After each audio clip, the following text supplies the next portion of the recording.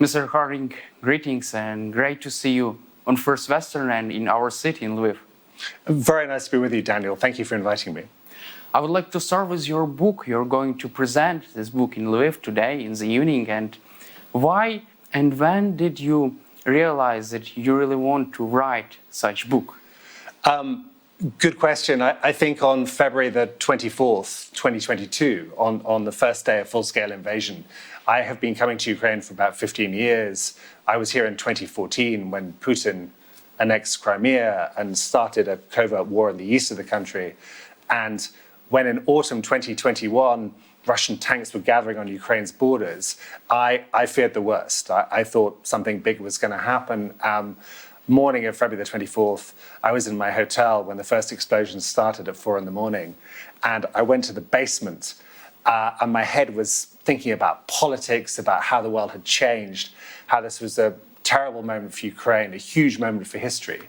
And then I saw a mother at about 6 a.m. come into the shelter with 2 small children. And they started coloring in their coloring books. And at that moment, I realized that this war was about people. It was about civilians. It was about kids. Some of whom were killed, would be killed. And I decided I wanted to tell their story for an international audience, for a Ukrainian audience, first draft of history. So the macro, the politics, but also the human. And I hope that people would read my book everywhere with compassion for what Ukraine has been going through and with empathy.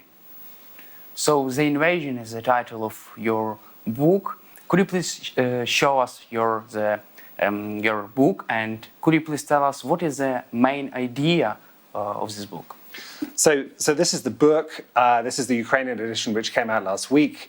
It has the extraordinary photo by Arrest from Azovstal. And in the book, I say that Arrest's photography remind me of Renaissance masters, the light and shade. It's like a Rembrandt or a Caravaggio.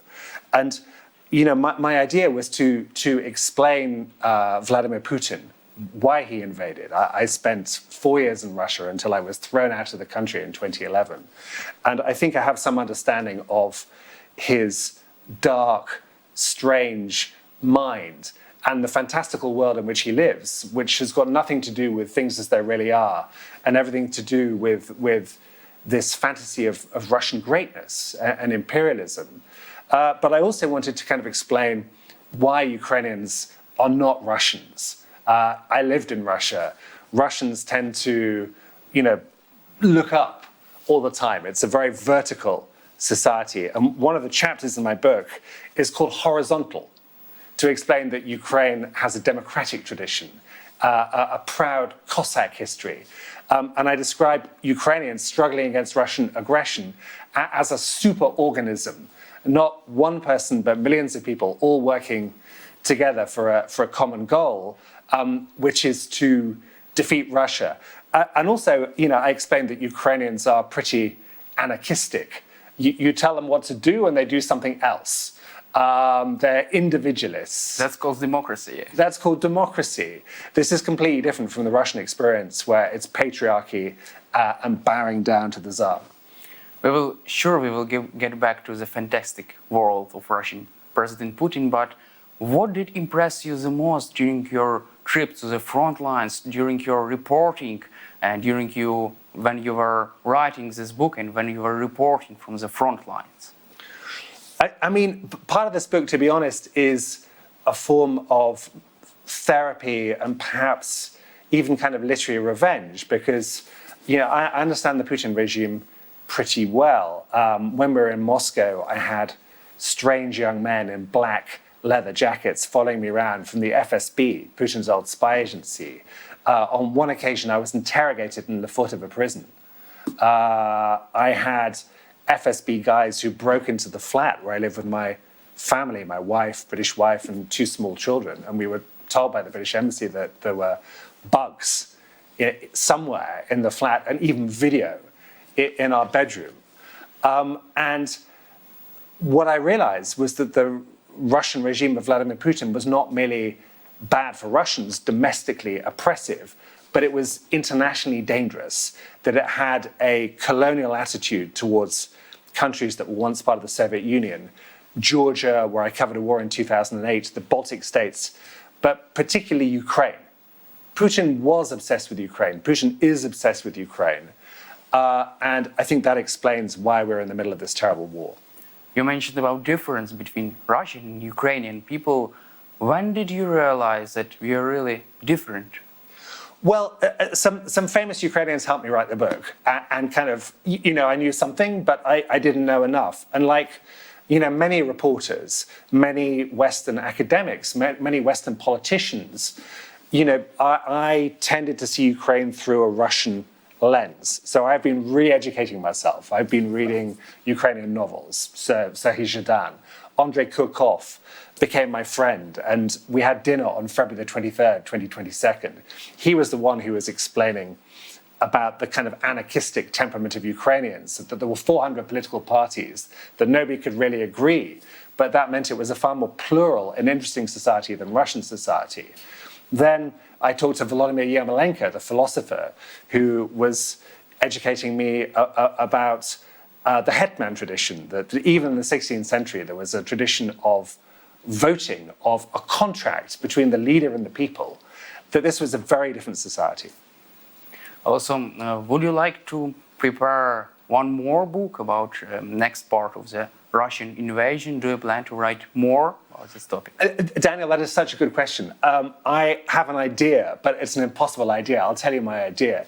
The book I would like to write is called Downfall, about the end of the Putin regime and the collapse of this dying empire. That's the book I want to write. I have a fantasy that when that happens, I'll be able to go to the Lubyanka, the KGB FSB headquarters, and pull my file, my secret police file, which I think is quite big. The problem is that I was deported from Russia. Last summer, the Russian Foreign Ministry declared me an enemy, together with about 30 other British citizens. I'm number 24 on a blacklist. So we will need Putin to fall before I can write that book. But my sense is, particularly after the Prigozhin mutiny or coup last month, that this regime, for all of its apparent strength and might, is weak. The Tsar is weak, and I can feel the regime wobbling. I mean, when it falls, I don't know, but I think it will fall. Also, you mentioned about your work in Russia. What was the most strange and scariest moment during your work in Russia? Yeah. Well, I said the FSB used to break into my apartment when I was not there, and they would move stuff around. It was like a burglary, but nothing was stolen. And they would do these house break-ins to American diplomats, to British diplomats, to some journalists, to Russian opposition people. One day I came back with my kids. My son at this point was 6 years old, and we were living on the 10th floor of an apartment block in Moscow, a modern block. And we came back to discover that the window next to his small IKEA bed, which we had locked, had been broken and left wide open. And there was a 25-meter drop to the courtyard below. And the message was clear. The message was, be careful what you write. Otherwise, something might happen to your children. And I think the calculation from the Kremlin, which hates free press, hates journalists, was that my wife and I would throw up our arms and say, we must leave this terrible place. In fact, it made me angry. It fueled my journalism, my writing, my reporting, my investigating, my truth-telling. And then I wrote a series of books. First one published in Ukrainian after I was expelled, Mafia State, Mafiozne Gasudarstvo. Then a book about Alexander Litvinenko, who was poisoned with radioactive tea in London in 2006, a very expensive poison. Then a book about how Donald Trump was helped by Russia to win the US presidential election. And now Invasion, which for me is the most important book I've written. Why did they were so afraid of the Guardian journalist working in Russia? I mean, that's a good question, and I don't know the answer, which is why I want to see my KGB file. But I think part of the problem is they do not understand how the Western world works. They, by which I mean FSB, Siloviki, Putin and his generals, live in a world of conspiracy and paranoia. They genuinely believe that the Western leaders, whether it's Joe Biden or Rishi Sunak, my prime minister, that they wake up every morning and say, how do we destroy Russia today? In fact, none of this is true. I think Western democracies would just like Russia to go away, but it's impossible. And because the KGB used journalists as spies in Soviet times, the Soviet journalists were generally working for the KGB secretly. They assumed that any journalist, whether it's for the New York Times or The Guardian or even Le Monde, that we are all kind of intelligence operatives. Everything I do is public. And when I was kicked out of Russia, one deputy stood up in the Russian parliament and he described me as a British spy with literary ability. And I didn't know if that was an insult or a compliment. But anyway, it's not true. Well, the literary ability people can judge for themselves, but the espionage bit is not. Also, you mentioned about Russian regime. What is the reason of such Russian paranoia? Is it intentional or unintentional paranoia? That's a really good question.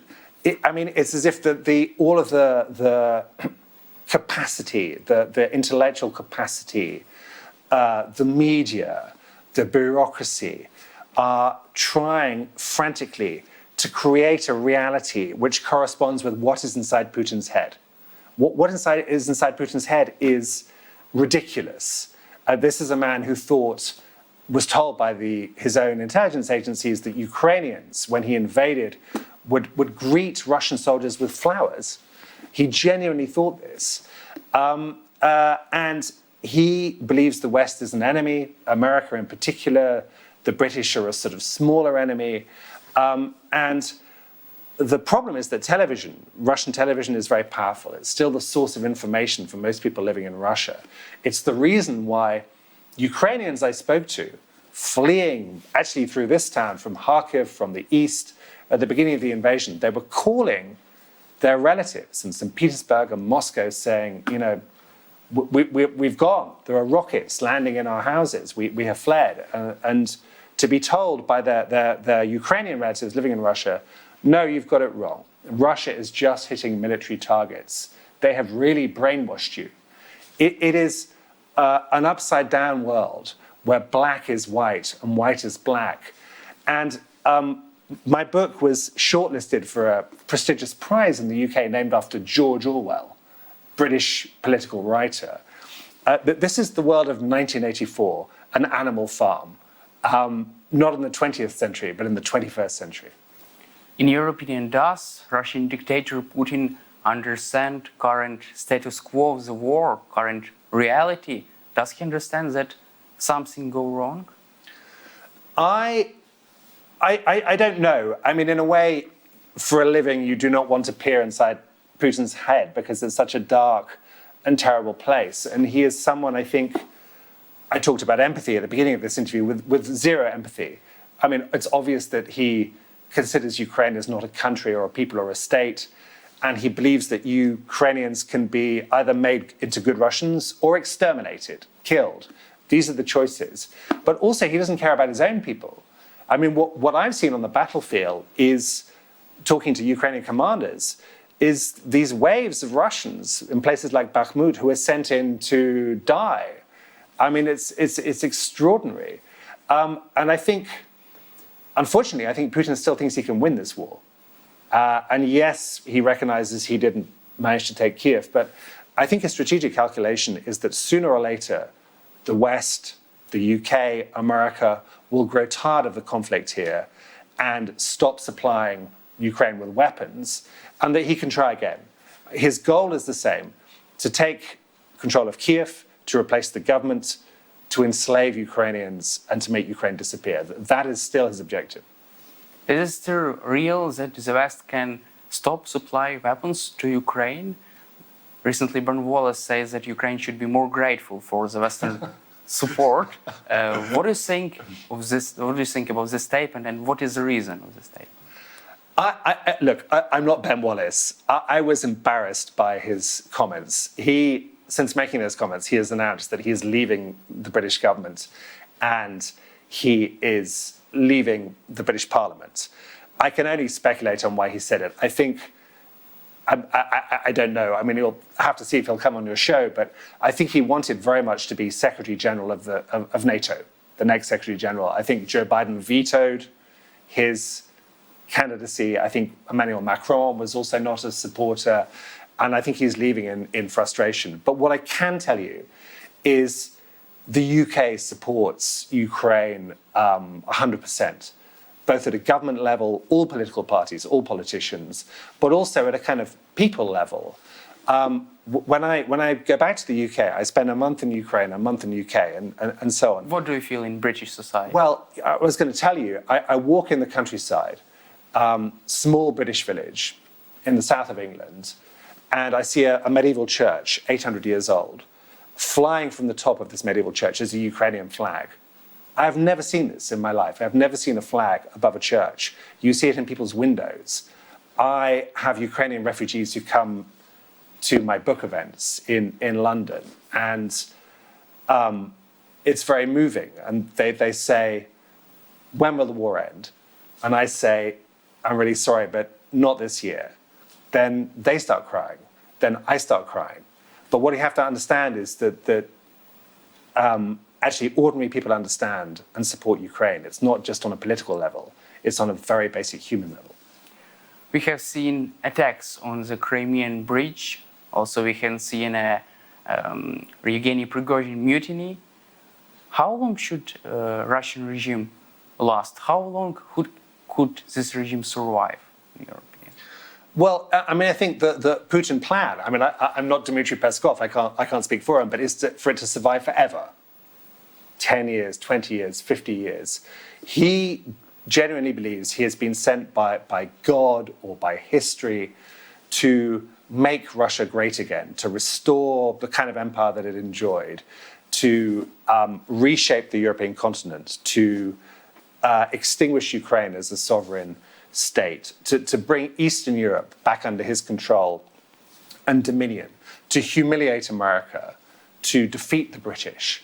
And it's grandiose. He is not thinking about next year or the year after. He is thinking about Peter the Great, Stalin, Ivan the Terrible, how he ranks with these great, feared, remembered leaders. He is a dictator, and Russia, after 2 decades, has become a totalitarian society. And one other thing I want to say, which is that I think we need to be clear about what Russia is today. And what Russia is a fascist state. What I have seen traveling around Ukraine, visiting Bucha in April last year, which I write about in my book, going to Mariupol just before the invasion, talking to people on the front line, is essentially a genocidal project. And I think we, Western observers, writers, intellectuals, we have to be clear. We saw fascism in the 1930s and 1940s, and now we're seeing it again in the 2020s. Also, I know that you had an interview with the commander of Free Russia Legion. In your opinion, is it a real threat to Russian regime? No. I mean, not a genuine threat, but certainly an irritation, I would say. I mean, I think, so I interviewed Caesar, who's the head of the Free Russia Legion. We had a cup of tea in a cafe in Kiev. And I said, Caesar, are you planning another attack inside the Russian Federation with your guys? He said, yes. I said, Caesar, is this likely to happen in the next few weeks? And he said, yes. And I thought, okay, I have my story. That's fine. So I think the point is, the serious point is that, first of all, it shows that not all Russians are bewitched by Vladimir Putin, that some understand, and that they realize that Putin can only be overthrown through armed struggle, not through peaceful protest, that you have to remove the guy by force. And the other thing is, I think it means that Russia has to keep troops on the border, which obviously helps Ukraine's bigger counteroffensive. But I don't see Caesar, like Prigozhin, I don't see him going to Moscow soon. Although that's his goal. He told me that's his goal, but I don't think it's going to happen soon. Maybe he will go to Belgorod. Well, if he could take Belgorod, that would be another embarrassment. I mean, as you said, the war is not going very well for the Kremlin. And every so often, embarrassing things happen, which are very hard to explain away to the Russian people. I mean, the Moskva, the unsinkable ship, sinks. The Kerch bridge, the indestructible bridge, is blown up and is shut. And Crimea, which is supposed to be this holiday resort, is burning with smoke across the sky, drones, and a clear statement from Ukraine that Crimea is Ukraine and Crimea will be controlled by Ukraine again. So Moscow is on the defensive. The problem is this Russian military monster. It's stupid, morale is low, troops are miserable, but it's big. It's a big monster, and this is what Ukrainian commanders tell me, and smashing the monster will be hard. In your opinion, what could really force Russia to stop their war and withdraw its forces, and what could Western countries do even more to force Russia to stop the war, to end the war in Ukraine? Yeah, it's a paradoxical situation. I mean, on the one hand, there's been extraordinary unity between Western countries. I mean, the UK was practically estranged from its European neighbours after Brexit in 2016. Now we're talking together. There's a real consensus among Scholz, Macron, Sunak, Biden, that Ukraine has to win the war. The problem is providing Kiev with the means to make this possible. And what's happened so far has been, I would say, too little, too late. And a policy, particularly from the Americans, of what you might call incrementalism. So they say, no, you can't have tanks. And then they say, OK, you can have tanks. No, you can't have F-16. Oh, you can have F-16. But F-16 is needed now, tomorrow. And it won't arrive until next year. And without F-16, it's quite hard to make progress on the counteroffensive. And so I think we need a real greater urgency and also an understanding of Ukrainian victory, that Ukraine can win, that it must win, and that we should not be scared of Russia, which is the game that Putin's been playing for ages, that actually the emperor has no clothes. Thank you, Mr. Harding, for your time and for support of Ukraine. And it was a wonderful interview, and glory to Ukraine. To the heroes, glory. Thank you. Thank you very much.